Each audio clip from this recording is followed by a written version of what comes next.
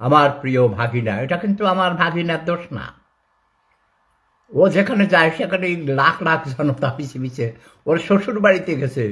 আর সেখানে তার শ্বশুর বাড়ির কাছে যাইয়া তোদের দরকার আছে হাজার হাজার লক্ষ লক্ষ রাস্তাঘাট বন্ধ করিয়া তারপরে মানে এখন আমি একটা মজা বানাইছি, বিশেষ ঘোষণা। কিছুক্ষণের মধ্যে তারেক জিয়া টয়লেটে যাবেন। আপনারা দ্রুতবেগে ভাবনা, তারপরে পানির লোটা ভর্তি করে দ্রুতবেগে পানি নিয়ে আসুন, তা না হলে আপনাদের নমিনেশন ক্যান্সেল হয়ে যাবে এবং পার্টির পদ পদবি পাবেন না। দ্রুতবেগে পানির লোটা ভর্তি করে বদনা ভর্তি করে পানি নিয়ে আসুন। তারেক জিয়া কিছুক্ষণের মধ্যেই টয়লেটে যাবেন। আমি বলতেছি বাঙালিদের দালাল চাটুকার, বুঝছো, পদলিখি কুত্তা ছাড়ার পুতরা, ফকিন্নি ভিক্ষুকের জাত, গরিব কি আর এমনি হয়?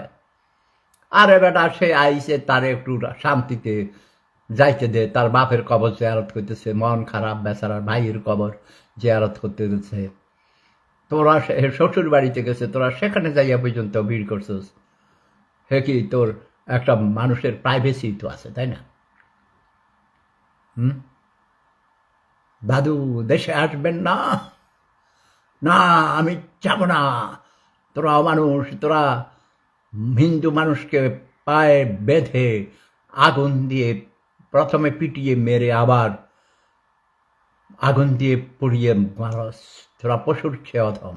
আমার জীবনে কোনো কিছুর লোভ নেই, টাকা, গাড়ি, বাড়ি, ব্যাংক ব্যালেন্স, অট্টালিকা, ডুপ্লেক্স হাউস, ওইসবের কোনো লোভ নেই।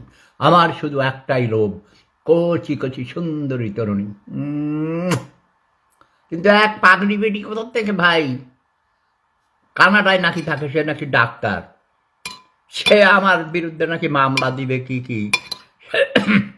সেবারে সে নাকি সেপুদার বউ, কি কয় না কয় পাগলি। আরো আবার আমার এই চুমাটাকে সে সুন্দরভাবে রপ্ত করেছে, বুঝছো? বেয়াদবি কথাবার্তা চলবে না। হিস আমার তোর কপালে, হিস আমার, তুই বাঙালি, হিস আমার তোর দালাল, তুই চাটুকার, তুই ইয়ে কর, তারেক জিয়ার পায়খানার পানির বদনা নিয়ে যা, দ্রুত যা।